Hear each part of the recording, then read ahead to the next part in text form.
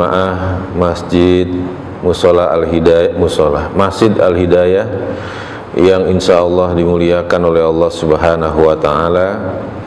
Alhamdulillah pada subuh ini kita bisa hadir di majelis ilmu di mana Rasulullah Shallallahu Alaihi Wasallam bersabda, "Man kharaja fi talabil ilmi fahuwa fi sabilillah hatta yarji'."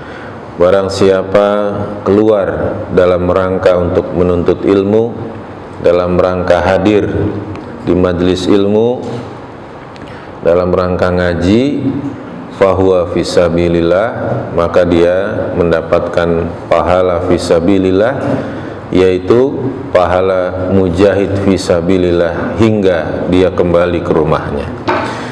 Mudah-mudahan dari langkah pertama kita keluar dari rumah hingga ke masjid ini sampai pulang nanti, Allah catat kita mendapatkan pahala jihad fisabilillah. Amin ya rabbal alamin. Salawat beriring salam semoga senantiasa tercurah kepada junjungan kita, Nabi kita Nabi Muhammad Sallallahu Alaihi Wasallam beserta keluarga, para sahabat dan juga para pengikutnya yang istiqomah ila yaumil qiyamah. Hadirin rahimakumullah, pada kesempatan pagi hari ini Al-Fakir akan menyampaikan tema terkait mafatihur rizki, kunci-kunci rizki ya. Kunci-kunci rizki. Nah, sebelum kita membahas tema ini, kita terlebih dahulu membahas terkait hakikat dari rezeki itu sendiri. Hadirin rahimakumullah, di dalam Al-Quran ya, banyak ayat-ayat yang membahas terkait tentang rezeki, yang semuanya itu tidak bisa ditafsirkan, tidak bisa ditakwilkan kecuali hanya memiliki satu pemahaman, yaitu bahwasanya ar-rizqu biyadillahi wahdah, bahwasanya rizki itu semata-mata di tangan Allah Subhanahu wa Ta'ala. Dan ini menjadi bagian dari i'tiqad kita, menjadi bagian dari keimanan kita, bahwasanya rizki itu semata-mata Allah yang kasih. Rizki itu bukan berasal dari usaha kita, bukan dari gaji kita, bukan dari warisan dan sebagainya, namun semata-mata rizki itu dari Allah Subhanahu wa Ta'ala. Di antaranya dalam surat Adz-Dzariyat ayat 22, Allah Subhanahu wa Ta'ala berfirman, "Wa fis sama'i rizqukum wa ma tu'adun." Dan di langitlah sebab-sebab rizkimu ya, dan terdapat pula apa yang dijanjikan kepadamu ya. Jadi sebab rizki itu di langit ya, bukan di bumi ya, seperti itu ya. Kemudian di dalam surat Hud ayat 6, Allah Subhanahu wa Ta'ala berfirman, "Wa ma min dabatin fil ardi illa 'alallahi rizquha." Tidak ada satupun makhluk yang berjalan di muka bumi ini melainkan Allah yang sudah memberikan rizkinya, Allah yang menjamin rizkinya ya. Jadi ini keyakinan kita. Kemudian dalam surat Al-Isra ayat 31, Allah Subhanahu wa Ta'ala berfirman, "Wala taqtulu auladakum khasyata imlak, nahnu narzuquhum wa iyyakum." Janganlah kalian membunuh anak-anak kalian karena takut miskin. Kamilah yang memberi ya, anak-anak kalian itu rizki ya. Wa iyyakum, kamu juga kami yang kasih rizki ya. Sekarang ini kan udah beberapa kali ya, ada orang tua bunuh anaknya sendiri ya. Salah satu alasannya adalah masalah himpitan ekonomi. Nah, gitu. Malah kemudian anaknya dibunuh ya. Nah, dalam Al-Quran disebutkan jangan kamu bunuh anak-anak kamu karena takut miskin. Terlepas ayat ini tidak boleh dipahami secara terbalik, ya. Jadi dalam usul fikih itu ada mafhum mukhalafah, ya. Mafhum mukhalafah ini logika kebalikan. Dalam ayat ini tidak boleh dipahami logika kebalikan. Logika kebalikan itu gini: jangan kamu bunuh anak-anak kamu karena takut miskin. Berarti boleh bunuh anak kalau bukan karena takut miskin. Nah, itu nggak boleh, ya. Jadi nggak bisa dipakai, ya. Artinya memang ayat ini saat itu konteksnya terkait banyak, ya, di kalangan Arab itu anak baru lahir itu dikubur hidup-hidup karena takut miskin, takut tidak bisa membesarkan anak-anak, ya. Jadi dalam sirah nabawiyah itu bukan hanya anak perempuan yang dikubur hidup-hidup, anak laki-laki pun dikubur hidup-hidup, ya, di masa jahiliyah itu karena takut nggak bisa membesarkan anaknya, takut miskin. Allah mengingatkan, nahnu narzukuhum, kamilah yang ngasih rizki anak-anak kamu, wa iyakum, bahkan kami yang kasih rizki, lalu ngapain kamu bunuh anak kamu? Nah, gitu, seperti itu, kurang lebih gitu. Dalam ayat yang lain dalam surat Ar-Ra'd ayat 26, Allah Subhanahu wa taala berfirman, Allahu yabsutu rizqa liman yasha wa yaqdir. Allah lah yang meluaskan rizki bagi orang yang diinginkan oleh Allah. Wa yaqdir, Allah juga yang berkuasa menyempitkan rizki seseorang, ya. Sama-sama masuknya di kantor, sama-sama jabatannya atau sama-sama kelasnya, ya. Tapi kemudian yang satu bisa berkembang, ya, kehidupannya, finansialnya, yang satu, ya, tapi dia begitu-gitu aja, ya. Bisa jadi karena Allah lah yang berkuasa menyempitkan rizki seseorang, ya. Ya, mohon maaf, ya, misalkan orang itu gajinya banyak tapi anaknya badung-badung, ya, gitu. Nah, duitnya itu habis dipakai sama anak-anaknya, misalkan gitu. Atau ada aja yang sakit, ya, masuk rumah sakit bolak-balik, duit habis buat itu, misalkan seperti itu, ya. Jadi orang itu bisa jadi rezekinya banyak, tapi juga Allah lah yang maha menyempitkan rezeki seseorang, ya. Jadi hadirin rahimakumullah, ini adalah keyakinan kita sebagai seorang muslim, bahwasanya rizki itu semata-mata dari Allah Subhanahu wa ta'ala.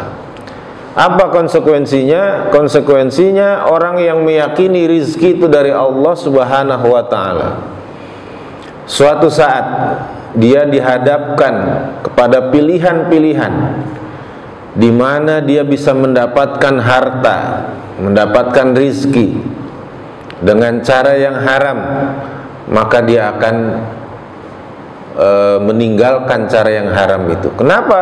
Karena dia meyakini rizki itu dari Allah, gitu, bukan dari usahanya. Insya Allah nanti Allah kasih rizki dari arah yang lain, seperti itu, ya. Atau misalkan orang udah kerja, terlanjur bekerja di tempat yang itu diharamkan oleh Allah, terus dia ngaji, ya, dia mungkin nggak hadir di Masjid Al-Hidayah, dia dengar speakernya doang, gitu. Dia dengar tuh Ustadz bilang rizki itu biadillah, rizki dari Allah.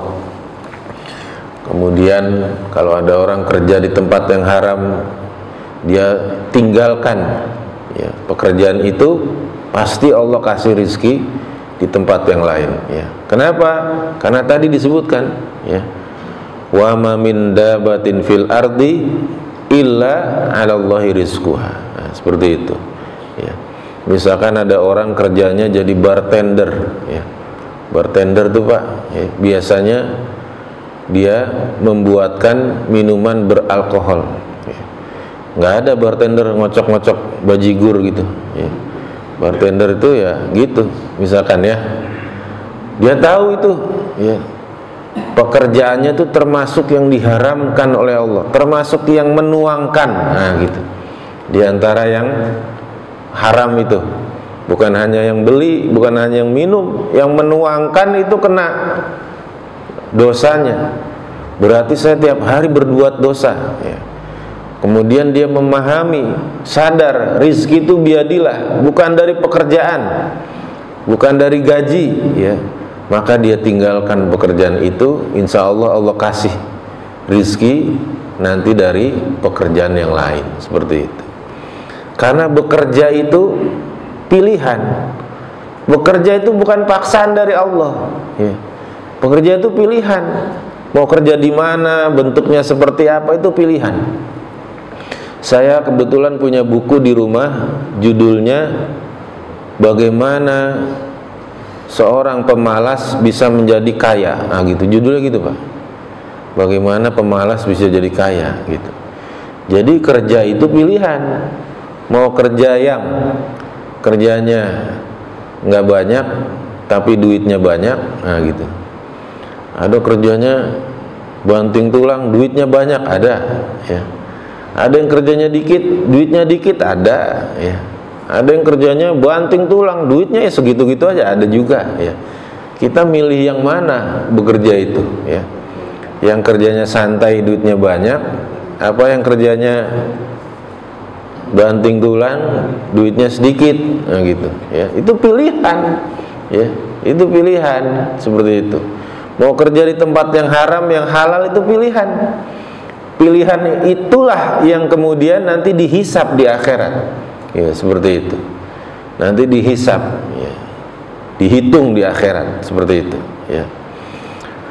Maka seseorang itu pada saat memahami rizki itu biadillah, dia tahu pekerjaannya itu di situ ada yang haram, dia tinggalkan, karena dia yakin di tempat lain dia akan mendapatkan pekerjaan yang baik, yang halal. Allah kasih rizki nanti dari situ.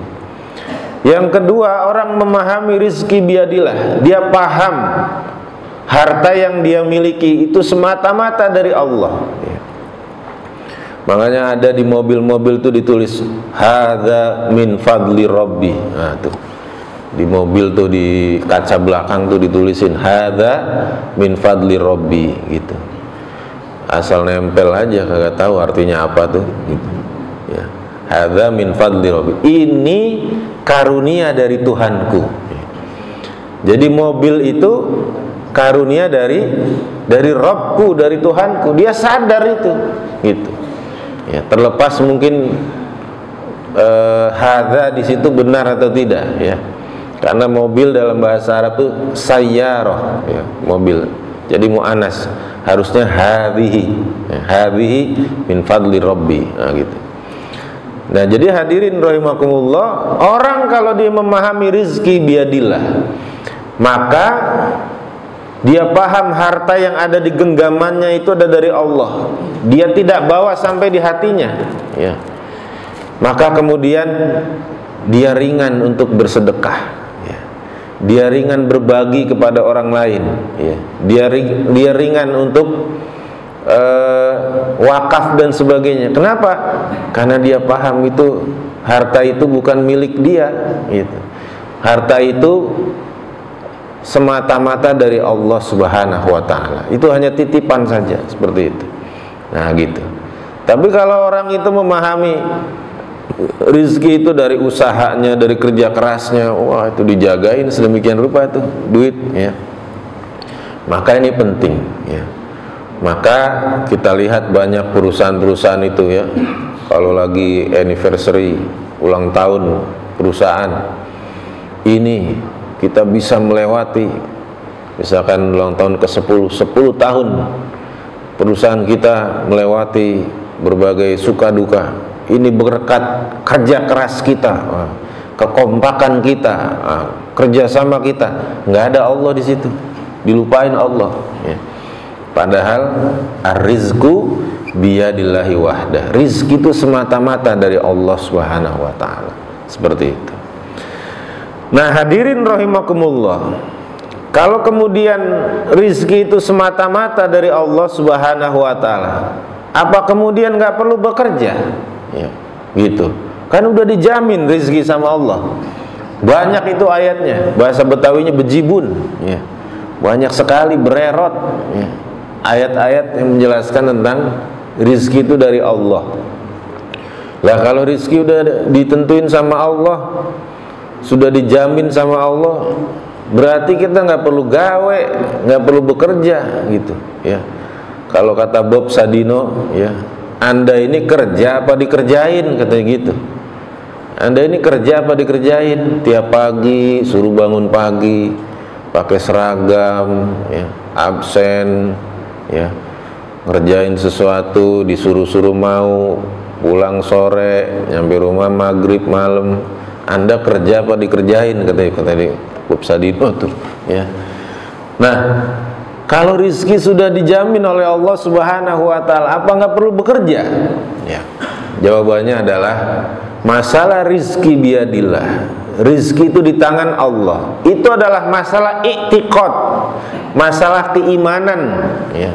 Itu masuk perkara keimanan, masalah i'tiqad, keyakinan kita. Itu. Masalah bekerja itu adalah masalah, ya, yang menjadi ranah dari syariah, ya. Menjadi ranah dari hukum-hukum Allah Subhanahu wa Ta'ala, di mana setiap laki-laki itu wajib memberikan nafkah kepada anak istrinya, begitu.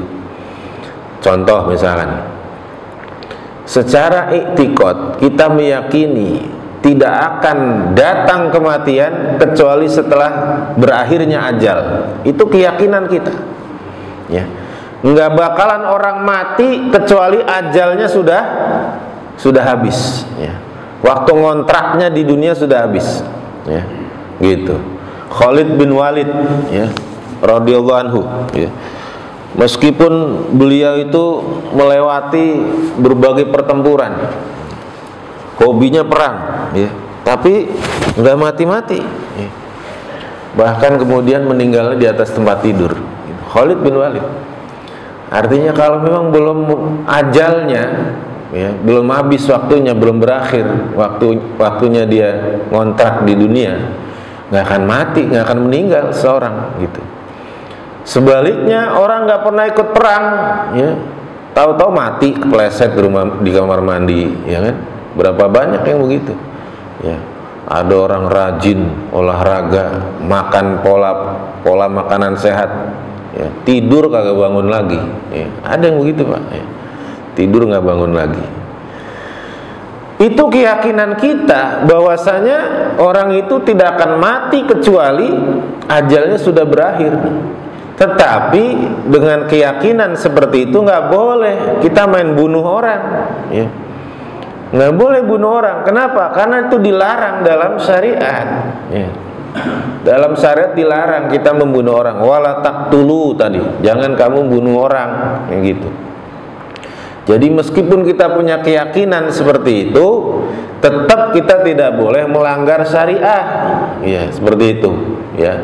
Rizki biadillah, rizki itu di tangan Allah, tetap tidak boleh melanggar syariat, tidak boleh mencuri, merampok, nyopet, ya. Nggak boleh, ya. Seperti itu, ya. Rizki biadillah, rizki itu di tangan Allah, tetapi setiap laki-laki maka dia wajib mencari nafkah, ya. Apa dalilnya? Banyak, ya, dari Al-Quran maupun hadis.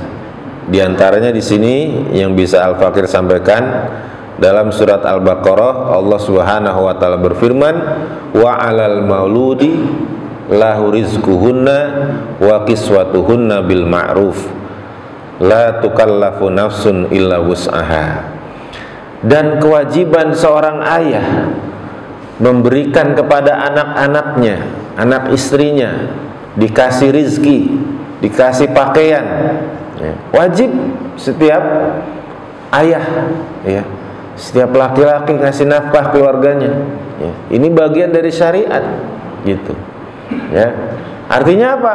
Kalau ada orang laki-laki punya anak, punya bini, kagak kerja, ya, ditelantarkan anak istrinya, berdosa dia. Ya. Kewajiban sebagai seorang suami, seorang laki-laki seperti itu. Jadi kalau kita runut ya, banyak orang tidak memahami rizki itu biadillah. Rizki itu semata-mata dari Allah. Ya, akhirnya kerja ngoyo. Ya, orang-orang berangkat sholat id, dia berangkat kerja. Ada yang begitu Pak di sini. Ya. Orang-orang berangkat sholat id, lebaran, nah dia berangkat kerja. Ya. Saya kebetulan pernah bekerja di dulu ngantor itu ada piket. Ya. Jadi piket lebaran, piket tahun baru. Piket itu waktu itu sukarela.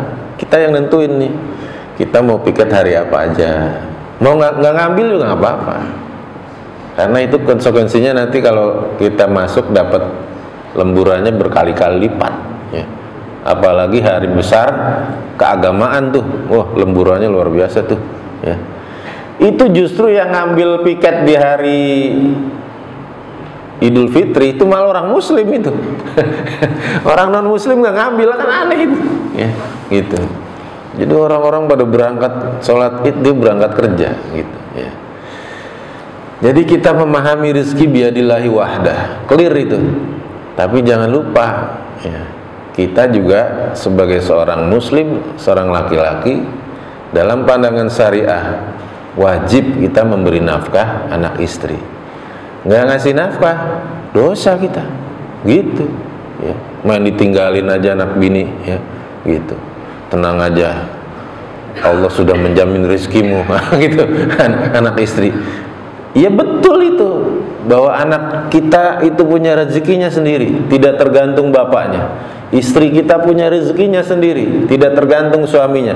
Tapi suami wajib memberikan nafkah anak istrinya, begitu. Ya.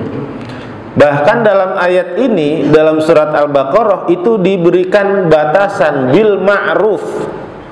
Ya. Wa 'alal mauludi lahu rizquhunna wa kiswatuhunna bil ma'ruf. Ya. Setiap ayah itu dia wajib ngasih nafkah ke istrinya, ke anaknya, ngasih pakaian bil ma'ruf, dengan layak. Ya. Jadi nggak cukup bekerja, bekerjanya harus bisa memberikan nafkah yang layak untuk anak istrinya, gitu. Ada yang udah paham rezeki biadillah, paham kerja wajib, tapi kerjanya semaunya, gitu. Kan saya udah kerja, nah, gitu. Kerjanya semaunya, seadanya, ya. Tidak memberikan semaksimal kemampuannya, gitu. Akhirnya ya anak istrinya keleleran juga, seperti itu.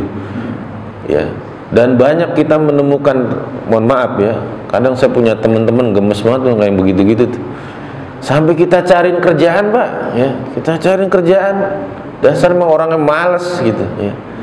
Nah, itu bisa berdosa, ya. Dalam tafsir Ibnu Katsir, ya, ini supaya nggak sembarangan kita memahami bil ma'ruf, ya.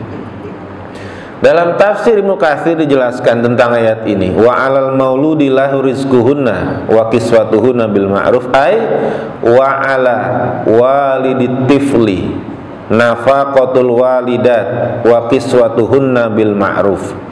Dan wajib bagi seorang ayah dia memberikan nafkah kepada istri-istrinya, kepada ibunya, dan pakaian bil ma'ruf. Apa itu bil ma'ruf? Ai bima jarat bima adatun, ya.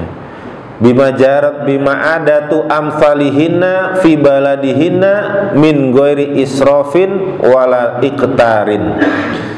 Bil ma'ruf itu memberikan nafkah, dengan memberikan nafkah sebesar yang biasanya berlangsung pada istri-istri yang lain yang semisal di negeri dia tinggal, tanpa berlebihan dan kekurangan. Itu makna bil ma'ruf. Jadi bil ma'ruf itu ngasih nafkah yang layak itu diukur berdasarkan biasanya istri-istri yang lain berapa dikasih nafkahnya. Itu ada ukurannya yang layak, gitu. Misalkan ini masuknya mana nih Gunung Putri? Bogor Kabupaten, ya. Bogor Kabupaten. istri, anak istri itu sehari makan itu berapa tuh? Itu bisa dihitung gitu. Misalkan bapak ngasih belanja sehari 20.000 ke istri, itu kira-kira istri bapak senyum-senyum gembira apa mesem-mesem kecut gitu pak?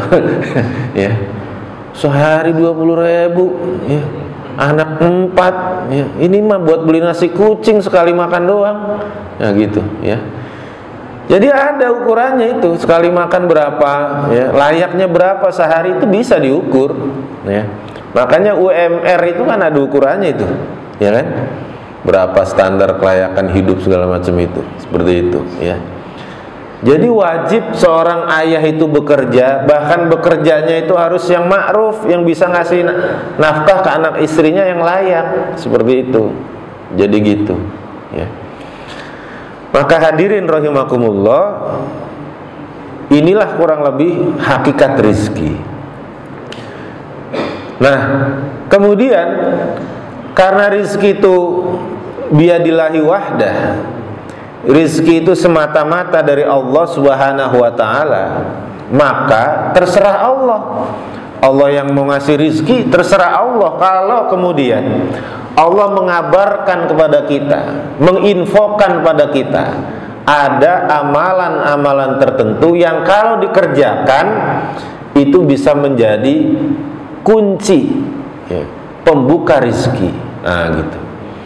Itu kalau dikerjain amalan-amalan ini, maka bisa menjadi kunci rizki. Nah sebenarnya banyak ya. Nah ini udah 5:23 menit ya. Kemarin seingat saya syuruk itu 5:42 ya. Kurang lebih 20 menit lagi. Yang pertama itu istighfar ya. Istighfar itu salah satu kunci rizki. Dalam surat Nuh ayat 10, Allah Subhanahu wa ta'ala berfirman, faqultu astaghfiru rabbakum innahu kana ghaffara yursilis samaa 'alaikum midrara wa yumdidkum bi amwalin wa banin. Maka aku katakan pada mereka, minta ampunlah kepada Tuhanmu, innahu kana ghaffara, sesungguhnya Tuhanmu itu adalah Maha Pengampun ya. Yursilis samaa 'alaikum midrara, niscaya dia akan mengirimkan hujan yang lebat kepadamu, wa yumdidkum bi amwalin wa banin, dan Allah akan membanyakan harta dan anak-anakmu ya. Ini masih ada terusannya semua. Berdasarkan ayat ini, maka orang yang beristighfar pada Allah, minta ampun pada Allah, itu akan diturunkan hujan, akan dibanyakan hartanya, dikasih anak-anak, seperti itu. Maka istighfar ini, memohon ampun pada Allah, taubat, itu bagian dari pintu rizki, kunci rizki, seperti itu. Dalam sebuah riwayat disampaikan pada masa Umar bin Khattab itu pernah terjadi masa paceklik ya, musim panas. Biasanya kalau lagi musim panas itu pada sholat istisqa, sholat minta hujan. Tetapi saat itu ya, sang khalifah Umar bin Khattab, beliau membaca wirid-wirid yang kemudian tidak lama turun hujan. Belum sholat itu, belum sholat istisqa. Kemudian orang-orang bertanya, apa yang anda lakukan wahai Amirul Mukminin? Kemudian Sayyidina Umar mengatakan, saya tadi membaca istighfar. Kemudian membacakan ayat ini, surat Nuh ayat 10, faqultu astaghfiru rabbakum innahu kana ghaffara yursilis samaa 'alaikum midrara, seperti itu ya. Jadi dengan istighfar itu kemudian turun hujan ya.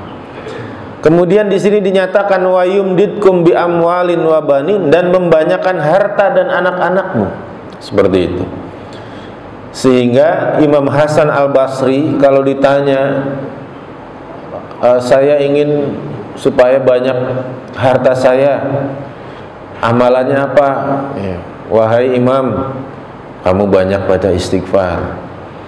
Saya pengen punya anak, wahai imam, amalannya apa? Kamu banyak-banyak baca istighfar. Nah gitu ya. Jadi mohon maaf ya, kalau ada yang belum punya anak ya, atau pengen banyak anak ya, menurut surat Nuh ayat 10 ini, 10, 11, 12, amalannya itu adalah membaca istighfar. Banyak-banyak baca istighfar.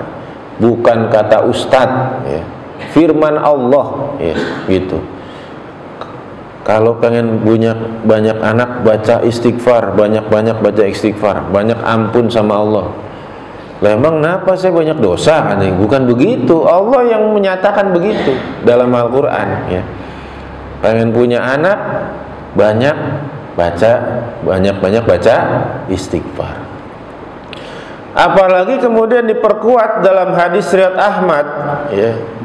Nabi menyatakan dalam sabdanya, man aktsara minal istighfar, barang siapa banyak-banyak baca istighfar, ja'alallahu lahu min kulli hammin faraja, maka Allah akan jadikan dalam setiap kegalauannya, dalam setiap kegelisahannya, kegundahannya, faraja, Allah akan berikan kelapangan.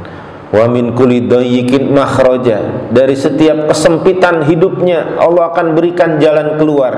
Wa razaqahu min haitsu la yahtasib, dan Allah akan berikan rizki dari arah yang tidak disangka-sangka. Hadis riwayat Ahmad ya. Jadi diantara keutamaan istighfar, orang yang galau akan diberikan kelapangan, orang yang merasa sempit hidupnya akan diberikan jalan keluar. Allah akan berikan rizki dari arah yang tidak disangka-sangka. Itu salah satu keutamaan istighfar ya. Ada sebuah kisah menarik. Suatu saat Imam Ahmad saat itu posisinya berada di Madinah. Tiba-tiba di hari itu Imam Ahmad itu merasa terilhami ingin berangkat ke Baghdad gitu. Maka berangkatlah beliau ke Baghdad, dari Madinah ke Baghdad. Sampai di Baghdad, waktu itu sholat Isya ya, kayak di Masjid Al-Hidayah lagi nih ya, sholat Isya. Selesai sholat Isya, Imam Ahmad itu beliau pengen tidur di teras masjid gitu. Pengen tiduran di teras masjid. Diusir sama merbotnya gitu. Nggak boleh tidur di sini katanya. Nggak boleh tidur di masjid katanya. Di seberang masjid itu ada sebuah toko roti. Dari seberang si pemilik toko tuh bilang, kamu kesini aja. Kalau nggak boleh tidur di masjid, sini singgah di tempat saya katanya gitu. Akhirnya Imam Ahmad datanglah ke toko roti itu ya. Jadi sambil si tukang roti itu bikin roti, ngadonin roti, dia perhatikan si tukang roti itu setiap ngadonin baca istighfar, astagfirullahalazim. Tiap ngasih garam atau ngasih gula, dia istighfar, astagfirullahalazim. Imam Ahmad nanya, itu kamu sudah mendapatkan apa saja dengan membaca istighfar itu, kata Imam Ahmad. Si penjual roti itu bilang, saya sudah mendapatkan semua yang saya inginkan dengan banyak-banyak baca istighfar ini, kecuali satu, kata dia gitu. Semua sudah saya dapatkan kecuali satu. Ada satu keinginan saya yang saya belum dapatkan. Apa itu, kata Imam Ahmad? Saya ingin sekali bertemu dengan Imam Ahmad bin Hanbal, katanya begitu ya. Jadi tukang roti itu bilang gitu, semua keinginan saya dalam hidup itu udah semua saya dapatkan, kecuali satu, saya ingin sekali bertemu dengan Imam Ahmad bin Hanbal, katanya gitu. Apa kata Imam Ahmad? Ya Allah, saya itu diberikan ilham suruh datang ke Baghdad, datang ke masjid, saya diusir-usir sampai ke tempat ini, katanya. Saya Imam Ahmad, kata Imam Ahmad tuh, saya ini Imam Ahmad, Allah mentakdirkan kamu bertemu dengan saya hari ini gitu. Jadi semua keinginan dia itu dengan mengamalkan banyak-banyak baca istighfar ya, itu dikabulkan oleh Allah Subhanahu wa taala ya. Maka kalau kita lagi bawa motor ya, bawa mobil, apalagi bawa mobil misalkan lagi macet-macetnya ya, daripada kita banyak ngelamun kagak jelas, mending banyak-banyak baca istighfar. Astagfirullahalazim, astagfirullahalazim, astagfirullahalazim, ya. Jelas dalilnya dari Al-Quran, jelas dari As-Sunnah, ada fadilah-fadilah dari kita banyak-banyak baca istighfar seperti itu. Kemudian apalagi hadirin rahimakumullah, ya, di antara kunci rizki itu selanjutnya adalah bersyukur, ya. Jadi bersyukur itu salah satu kunci rizki. Apa itu bersyukur, ya? Imam Al-Ghazali menjelaskan bahwa bersyukur itu adalah asyukru huwa isti'malu ni'amillahi ta'ala fi muhabihi. Bersyukur itu adalah menggunakan nikmat-nikmat Allah Subhanahu wa ta'ala pada apa-apa yang disukai oleh Allah Subhanahu wa ta'ala. Itu makna bersyukur. Jadi kita dikasih nikmat sama Allah, nikmat itu kita gunakan pada hal-hal yang disukai oleh Allah, ya. Allah suka kita ibadah, maka nikmat sehat, ya. Nikmat dikasih panjang umur, gunakan buat ibadah, jangan digunakan buat maksiat, ya. Kadang kita miris, ya, mohon maaf ya Pak, ya, kadang udah pala 5, pala 6 masih doyan karaokean, ya. Ada yang begitu, ya. Insya Allah ini kalau di sini mukanya muka orang soleh semua, ya, gitu. Ada yang begitu, ya, udah ibarat hari itu udah senja gitu, masih doyan yang begitu-gitu, ya. Jadi gitu, ya. Masih doyan nyawer, ya. Kalau ada dangdutan gercepnya ampun-ampunan, ya. Giliran pengajian ogah-ogahan, ya, gitu. Padahal sudah senja, ya. Ibarat hari itu udah senja, ya. Maka nikmat Allah itu harus digunakan dengan hal-hal yang disukai oleh Allah, ibadah pada Allah. Ibarat kita ngasih sarung sama orang, kita senang kalau sarung itu digunakan pada hal-hal yang kita suka. Orang kita kasih sarung, wah seneng banget kita lihat dia pakai sarungnya buat sholat di masjid, ya kan? Kalau sarungnya kemudian dipakai buat bungkus gondol maling, ya kesel banget kita. Nah itu sarung kita itu yang kita kasih buat malingnya, ya kan, gitu. Ya, mana nongol di TV, ya kan, sebagai barang bukti, ya, gitu, ya. Jadi hadirin rahimakumullah, itulah makna syukur. Dalam Al-Quran disebutkan, la in syakartum la azidannakum. Kalau kamu sungguh bersyukur, sungguh akan kami tambah nikmat-nikmat kepadamu, nah, gitu. Wala in kafartum inna azabi lasyadid. Tapi kalau kamu kufur, kamu mengingkari nikmat Allah, sesungguhnya azabku begitu pedih, ya. La in syakartum la azidannakum. Kalau kita bersyukur, Allah pasti akan tambah nikmat. Bahkan para ulama para ulama menjelaskan di antara nikmat itu sendiri adalah bersyukur itu. Orang bisa bersyukur itu udah nikmat, ya, ya. Berapa banyak orang dapat nikmat, tapi kemudian dia ngeluh aja, ya, nggak bersyukur. Akhirnya hidupnya itu tidak happy, ya. Hidupnya tuh nggak enjoy, ya. Hidupnya tuh penuh dengan keluhan-keluhan. Padahal Allah sudah ngasih banyak nikmat pada dia, gitu. Punya istri, alhamdulillah punya istri, berarti udah ada yang mau, ya. Karena kita nikah ini bukan sama yang cantik, sama yang pinter, sama yang mau, Pak, ya. Gitu. Cantik, menarik, tapi dia nggak mau, gimana, ya kan? Beda keyakinan sama kita. Kita yakin mau nikah sama dia, dianya nggak yakin mau nikah sama kita, ya. Beda keyakinan, nggak bisa, ya. Jadi udah punya istri, alhamdulillah udah ada yang mau sama kita, ya kan? Punya istri, udah nikah, alhamdulillah. Punya anak, alhamdulillah punya anak lucu-lucu, dinikmatin, disyukuri. Seperti itu. Tapi berapa banyak orang punya istri tidak bersyukur, punya anak nggak bersyukur, punya anak dibanting, ada yang begitu. punya anak dilelepin di kamar mandi sampai mati, ada yang begitu ya. Punya anak dibunuh, ada ya. Nggak bersyukur ya, seperti itu. Maka bersyukurlah dari setiap nikmat-nikmat Allah. Kalau kita lihat bagaimana begitu sulitnya hidupnya saudara-saudara kita di Palestina ya, maka kita bersyukur gitu. Mereka nggak kepikiran ya, ngadain kuliah subuh kayak begini ya, nggak kepikiran saat ini susah ya, gitu. Nggak kepikiran bekerja ya, susah saat ini ya. Nikah boro-boro mikir nikah, bikin kawin, apalagi kawin lagi ya kan gitu. Jadi susah itu kondisi mereka saat ini gitu. Jadi hadirin rahimakumullah, kalau kita bersyukur maka Allah akan tambah nikmat kita. Makanya ibu-ibu itu katanya ada satu nikmat yang mereka nggak ingin bapak-bapak itu bersyukur ya, karena khawatir ditambah nikmat itu ya. Apa tuh Pak?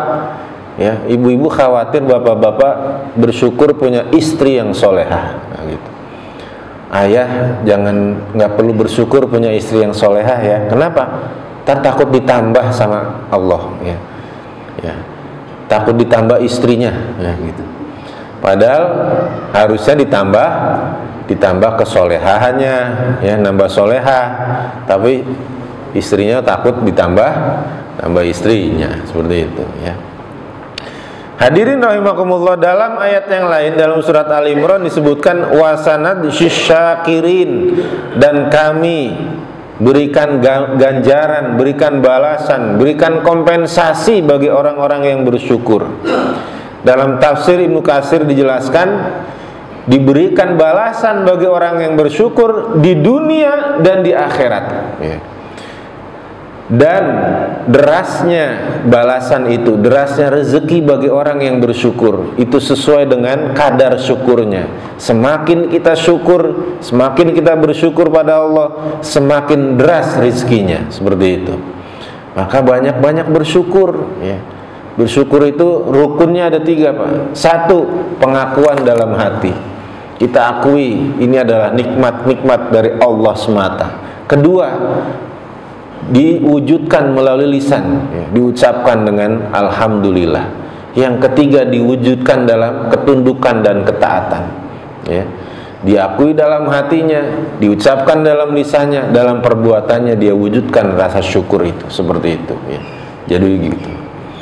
Kemudian karena waktu kita yang terbatas ya, jadi hari ini kita bahas 3 saja kunci-kunci rezeki. Yang ketiga adalah silaturahmi ya. Nabi SAW menyatakan dalam sabdanya, man ahabba ayubsata lahu fi rizqihi wa yunsa'alahu fi atharihi falyasil rahimah. Barang siapa yang senang, barang siapa yang girang diluaskan rizkinya, dipanjangkan umurnya, maka sambunglah tali silaturahmi. Menjalin silaturahmi itu adalah menjalin hubungan pada orang-orang yang punya hubungan rahim, punya hubungan kerabat, punya hubungan saudara, itu disebut silaturahim. Di luar itu bukan silaturahim gitu. Dan wajib menjalin silaturahim itu. Kenapa? Karena ada ancaman dari Rasulullah, la yadkhulul jannah qati'ur rahim. Tidak akan masuk surga orang yang memutus tali silaturahim gitu. Jadi kalau ada orang ngucap ke anaknya, mulai hari ini kamu bukan anak saya, itu berarti memutus tali silaturahim. Mulai hari ini gua nggak bakal datang lagi ke rumah lu, najis dah ke rumah lu ya, misalkan gitu ya. Itu berarti memutus tali silaturahmi ya. Nah itu nggak boleh ya. Nabi mengatakan la yadkhulul jannah qati'ur rahim ya. Sebaliknya, orang yang menyambung tali silaturahmi ya, itu menjalin silaturahmi mendapatkan fadilah, diluaskan rizkinya, dipanjangkan umurnya. Nabi mengatakan orang yang menyambung tali silaturahmi itu bukan orang yang membalas kunjungan ya. Maksudnya apa? Berapa banyak orang kalau saudaranya datang baru dia mau datang ke rumah saudaranya gitu. Itu namanya silaturahmi membalas kunjungan. Tapi kata Nabi, orang yang menyambung tali silaturahmi itu adalah orang yang diputus tali silaturahminya kemudian dia menyambungkannya, gitu. Ada saudara tuh nggak pernah datang ke rumah seumur umur, Lebaran juga dia nggak datang, padahal dia adek, padahal dia lebih muda dari kita. Nah, kita yang datang ke dia, yaitu kita yang menyambung tali silaturahmi, ya, seperti itu. Apalagi sekarang Gen Z, tahu Gen Z ya Pak? Anak-anak zaman sekarang tuh kagak ngerti saudara kadang, ya, nggak ngerti silaturahmi, ya. Maka ini harus dibudayakan kembali, ya. Bagaimana menjalin tali silaturahmi, ya. Jangan sampai putus, ya, silaturahmi itu, ya. Karena kalau putus atau menyatakan putus, ya, jadi menyatakan putus, hati-hati. Karena Nabi yang menyatakan la yadkhulul jannah qati'ur rahim, tidak akan masuk surga orang yang memutuskan tali silaturahmi. Kadang diantara saudara itu kalau ngomong mungkin kalau sama orang lain biasa aja, tapi kalau sama saudara nyelekitnya mudah-mudahan, gitu, ya. Gitu sama saudara tuh, ya. Ada tukang mie ayam itu di Cibubur, tempat saya biasa makan itu. Suatu saat karyawannya itu buka mie ayam di tempat lain, nggak jauh.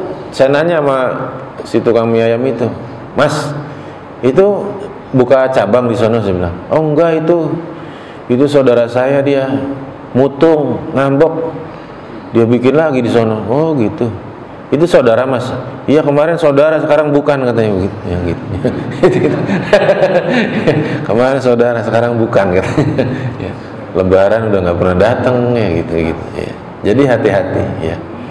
Maka sama saudara itu, ya, kita senantiasa harus banyak-banyak sabar, ya, gitu. Karena saudara ya tetap saudara. Gimana orang kita ditakdirkan jadi saudara dia, ya.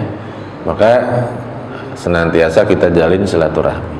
Itu mungkin yang bisa kita bahas pada kuliah subuh hari ini. Mungkin diantara para jamaah ada yang ingin menyampaikan pertanyaan, ada sesuatu yang didiskusikan, silakan, ya. Ya. Bagaimana seorang anak yang karena orang tuanya bercerai dan dia itu tidak tahu, kan pengen setelah dia ikut ibunya, pengen tahu bapak lain belum gede itu, belum apa lihat di mana sih sebenarnya dan bagaimana cara dia berpisahnya, dan sampai saat dia tanya itu karena mungkin sangat sakit hatinya, ibu itu nggak mau bilang apa-apa, tapi nggak mau menyampaikan gimana, gimana. Nah ini gimana? Apakah dia sebenarnya ini apakah itu putus antara orang tua dengan anak? Nah itu apakah ini menjadikan penyebab dari hidupnya silaturahmi? Terima kasih. Iya. Iya, kalau ada orang tua itu mencegah anaknya menjalin hubungan, jelas-jelas mencegah dirinya bisa menjalin sebuah hubungan, itu terkategori memutus tali silaturahmi, gitu, seperti itu. Karena normalnya bisa terjalin hubungan antara anak dengan orang tua, kemudian diputus, ya, seperti itu, ya. Makanya kalau sudah cerai, misalkan ada kasus-kasus cerai, seorang misalkan yang mendapatkan hak pengasuhan suaminya, maka suami tidak boleh menghalangi anak itu ketemu ibunya, gitu. Sebaliknya ibunya dapat hak asuh anak, maka ibu tidak boleh menghalangi ketemu bapaknya. Apalagi ibunya itu sendiri yang menghalangi dirinya ketemu anaknya, ya, gitu, seperti itu, ya. Itu lebih aneh lagi, seperti itu, ya. Seorang anak tentu dia berupaya sedemikian rupa agar bisa menjalin hubungan dengan orang tuanya, ya, sampai sebatas maksimal yang dia bisa. Tapi kalau kemudian sudah semaksimal mungkin tapi nggak bisa terjalin kontak, ya itulah yang nanti akan akan dihisab bahwasanya dia sudah melakukan upaya maksimal untuk menjalin hubungan dengan orang tuanya, ya. Orang tuanya yang menutup diri, ya, atau dia tidak, atau ada anak-anak yang sama sekali nggak mendapatkan informasi tentang orang tuanya, ya. Misalkan ada anak dari kecil dititipin di panti asuhan tanpa tahu siapa orang tuanya, hilang ininya, datanya, informasinya, nyari ke sono kemari nggak dapet, mau diapain, ya, seperti itu. Tapi kalau dari sisi orang tua tadi, ya, maka dia harus berusaha menjalin hubungan, nggak boleh memutus hubungan, ya. Karena khawatir termasuk yang disampaikan dalam hadis Nabi tadi, ya, la yadkhulul jannah qati'ur rahim, seperti itu, ya. Jadi gitu, ya. Ada ini bukan gosip atau ngomongin orang, ya. Jadi sudah menjadi berita, ya, berita nasional lah gitu. Jadi kalau disampaikan di sini itu untuk menjadi ibroh, ya, bukannya ghibah, ya. Ada seorang pengacara kaya, ya, pernah menjadi pengacaranya salah satu ketua DPR di Indonesia dulu. Pengacara waktu ada ketua DPR yang nabrak tiang listrik tuh, masih ingat nggak, Pak, ya? Yang kemudian benjol katanya segede bakpao itu. Itu si pengacara itu punya anak cantik, ya, cantik, bahkan pernah menjadi juara kontes kecantikan di Indonesia gitu. Si anak itu kemudian dia menjalin hubungan sama laki-laki yang nggak disenengin sama bapaknya ini, pengacara kaya ini, gitu. Dan anaknya nekat tetap nikah sama lelaki pilihannya itu. Nah, bapaknya ngucap, kalau kamu masih juga nikah sama dia, maka kamu bukan anak saya lagi. Nah, gitu. Nah, itu kesel-keselnya bapak sama anak itu jangan sampai ngucap seperti itu, ya. Jadi gitu. Boleh anak mau dimarahin demikian rupa, ya. Boleh bilang bapak nggak mau jadi wali kamu, misalkan itu. Itu belum sampai mutus, ya. Karena masih bisa anak itu diwalikan sama yang lain nanti nikah gitu, ya. Tapi kalau bilang kalau kamu dengan pilihan kamu, maka mulai hari ini kamu bukan anak saya. Kamu nggak dapat jatah waris saya, nah, gitu. Ya, jadi itu memutus silaturahim, ya. Jadi gitu. Jadi hati-hati, ya. Mungkin gitu, Pak, ya. Silakan mungkin dari jamaah yang lain ada yang ingin menyampaikan pertanyaan. Ya, tafadhol.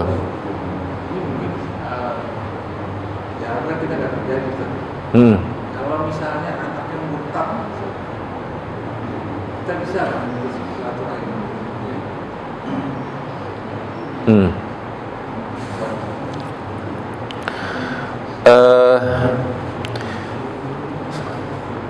Jadi pada kondisi sebaliknya, seorang anak misalkan orang tuanya itu murtad, ya, maka seorang anak itu kan harus tetap berbakti pada orang tuanya, ya. Harus menjalin hubungan baik pada orang tuanya. Pada masa Nabi itu kan ada kasusnya Sa'ad, seingat saya itu Sa'ad bin Abi Waqqas, ya.